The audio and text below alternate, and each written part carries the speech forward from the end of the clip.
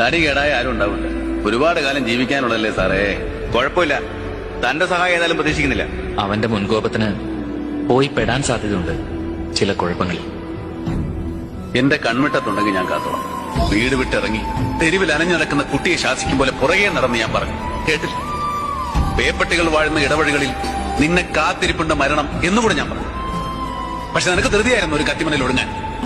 എനിക്കെന്ത് ചെയ്തം? ആർക്കെന്ത് ചെയ്തം? കൂടപ്പുറപ്പിന്റെ ശവം കാണുമ്പോൾ നെഞ്ചുകീരി കരയുമായിരിക്കും. കരയട്ടെ.